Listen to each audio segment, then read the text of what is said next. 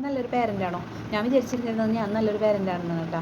പക്ഷേ ഇപ്പോൾ ഒരു പേരൻറ്റിങ്ങിൻ്റെ ഒരു ക്ലാസ് കേട്ടപ്പോഴാണ് എന്നിലുള്ള മിസ്റ്റേക്കൊക്കെ എനിക്ക് മനസ്സിലായത്. അപ്പോൾ ഞാൻ എന്നെ തിരുത്താൻ വേണ്ടി ഞാൻ ശ്രമിച്ചുകൊണ്ടിരിക്കുന്നത്.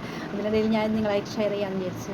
ഇപ്പോൾ ഒരു പേരൻ്റ് ആകുമ്പോൾ ഒരുപാട് കാര്യങ്ങൾ നമ്മൾ അറിഞ്ഞിരിക്കേണ്ടതുണ്ടല്ലേ. നമ്മൾ മക്കൾക്ക് വേണ്ടി എല്ലാ കാര്യങ്ങളും ചെയ്ത് കൊടുക്കാറുണ്ട്. കുഞ്ഞു കുട്ടിയാകുമ്പോൾ തുടങ്ങി മക്കളെ കുറിച്ചും കണ്ട് നമുക്ക് ഒരുപാട് ഉത്കണ്ഠകളായിരിക്കും അല്ലേ. എങ്ങനെയായിരിക്കും മക്കളെ വളർത്തേണ്ടത്, മക്കളെ നല്ലതാക്കി എടുക്കാൻ എന്തൊക്കെ ചെയ്യണം എന്നൊക്കെ നമുക്ക് ഒരുപാട് ആശങ്കകളായിരിക്കും അല്ലേ.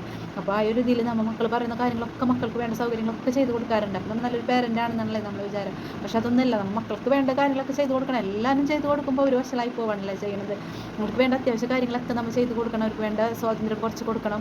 അപ്പം എപ്പോഴും നമ്മൾ കൈപ്പിടിയിലായിരിക്കണം മക്കൾ. അവർക്ക് വേണ്ട ഇത് ചില നമ്മൊരു മക്കളെ വളർത്തുമ്പോൾ നമ്മൾ മക്കളെ ഒരു ബാങ്ക് അക്കൗണ്ടായിട്ട് കണക്കാക്കണമെങ്കിൽ നമ്മൾ ബാങ്കിൽ ഒരുപാട് നിക്ഷേപങ്ങൾ ഡെപ്പോസിറ്റ് ചെയ്യാറുണ്ടല്ലോ.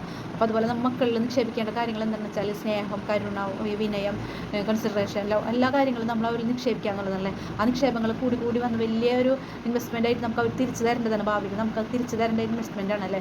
അപ്പോൾ അവരിൽ നിന്ന് നമ്മൾ വിഡ്രോ ചെയ്യേണ്ട കാര്യങ്ങൾ എന്താണെന്ന് വെച്ചാൽ മറ്റുള്ളവരെ ചീത്ത വിളിക്കുക, ചീത്ത വാക്കുകൾ ഉപയോഗിക്കുക, പിന്നെ അവർ മറ്റുള്ളവരോട് കുശുമ്പും അസൂയം അങ്ങനെയൊക്കെ കാണിക്കുക, മറ്റുള്ളവരെയും സഹോദരങ്ങളായിട്ട് കാണാം, ഫ്രണ്ട്സിനെയൊക്കെ നല്ല രീതിയിൽ തന്നെ സ്നേഹിക്കാനും ഒക്കെ അവർക്ക് പഠിപ്പിച്ച് കൊടുക്കുക എന്നുള്ളതാണല്ലേ. എന്നാലും അവർ നല്ല മക്കളായിട്ട് മാറുള്ളൂ അല്ലേ. നമ്മൾ രാവിലെ തന്നെ കുട്ടികൾ എണീറ്റ് വരുമ്പോൾ അവരൊന്ന് ഹഗ് ചെയ്ത് അവർക്കൊരു ഉമ്മ കൊടുത്ത് അവരൊന്ന് ആശ്വസിപ്പിച്ച് നല്ല തൊട്ട് തടവിയൊക്കെ വരുമ്പോൾ അവർ പ്രഭാത കാര്യങ്ങളൊക്കെ ചെയ്യാനൊക്കെ പറയുമ്പോൾ അവർ വേഗം പോയി കണ്ട് ചെയ്യും, കാര്യങ്ങളൊക്കെ ചെയ്യും. സ്കൂളിൽ പോകാനായിട്ടായാലും ഒരുങ്ങിയൊക്കെ പോകുമ്പോൾ അവർക്ക് ഭയങ്കര ഒരു കോൺഫിഡൻസ് ആയിരിക്കും അല്ലേ. അത് നമുക്ക് കിട്ടുന്ന നമ്മളെ തലോടലിൽ നിന്ന് അവർക്ക് കിട്ടുന്നതല്ലേ. സ്കൂളിൽ പോകാൻ നേരത്തൊന്ന് ഒരു മോടത്ത് കണ്ട് പറഞ്ഞാക്കുമ്പോൾ സ്കൂളിൽ പോകുമ്പോൾ അവിടെ വെച്ചിട്ടുള്ള ആ സമയം മുഴുവനും അവർക്കൊരു ഭയങ്കര കോൺഫിഡൻസ് ആയിരിക്കും. നല്ല കുട്ടികളായിട്ട് വളരാൻ ഇത്ര തന്നെ മതിയാവും. അത് കാരണം പിന്നെ സ്കൂൾ വിട്ട് വരുമ്പോൾ നമുക്ക് അവർക്ക് ഒരുപാട് കാര്യങ്ങൾ പറയാനുണ്ടാവും അല്ലേ. നല്ലത് കേട്ടിരിക്കാനുള്ള ഒരു മനസ്സ് നമ്മൾ കാണിക്കില്ല. നമ്മൾ ഫോണിൽ നോക്കിയിരിക്കാതെ ഫോൺ ഓഫാക്കി വെച്ചിട്ട് നമ്മൾ മക്കൾ പറയുന്ന എന്താ കാര്യങ്ങളെന്ന് വെച്ചാൽ അവർ കേൾക്കുക, അവർ സന്തോഷത്തിൽ പങ്കുകൊള്ളുക. അവർക്ക് ദുഃഖമുള്ള കാര്യങ്ങൾ എന്തെങ്കിലും പറയുന്നതെന്ന് വെച്ചാൽ അവർക്ക് ഒരു ആശ്വാസം കൊടുക്കുക.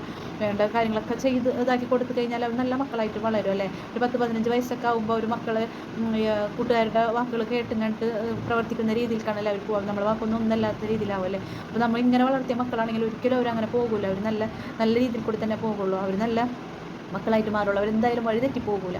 അപ്പോൾ നമ്മൾ ആദ്യം തന്നെ അവരെ ഇൻവെസ്റ്റ് ചെയ്ത് കഴിഞ്ഞാൽ നമുക്ക് നല്ലൊരു ഇൻവെസ്റ്റ്മെൻ്റ് ആയിട്ട് നമുക്ക് വിഡ്രോ ചെയ്യാനായിട്ട് പറ്റുള്ളൂ. അപ്പോൾ എല്ലാവരും അതുപോലെ ചെയ്യാനായിട്ട് ശ്രമിക്കുക. അപ്പോൾ നമ്മളെ മക്കളെ മാത്രമല്ല നമ്മൾ പേരൻ്റ് ആവേണ്ടത്, മറ്റുള്ള മക്കളുടെയും പേരൻ്റ് ആവാനായിട്ട് ശ്രമിക്കുമ്പോഴാണ് നമ്മൾ നല്ലൊരു പേരൻ്റായിട്ട് മാറുള്ളൂ. സമൂഹത്തിൽ ഒരുപാട് കുട്ടികൾ ഒരുപാട് വിഷമങ്ങളൊക്കെ അനുഭവിക്കുന്നതൊക്കെ ഇതിൻ്റെ കാരണം കൊണ്ടാണ്. നമ്മളെ മക്കളെ മാത്രം നമ്മൾ മക്കളായിട്ട് കാണുമ്പോഴാണ്. മറ്റുള്ളവരുടെ മക്കളെ നമ്മൾ മക്കളായിട്ട് കണ്ടാൽ അവരും കൂടി സന്തോഷിക്കുള്ളൂ. അപ്പോൾ എല്ലാവരും സന്തോഷത്തോടെ സമാധാനത്തോടെ നല്ല മക്കളായിട്ട് തിരിച്ചു കിട്ടാനായിട്ട് നമ്മളിങ്ങനെയൊക്കെ ശ്രമിക്കുക.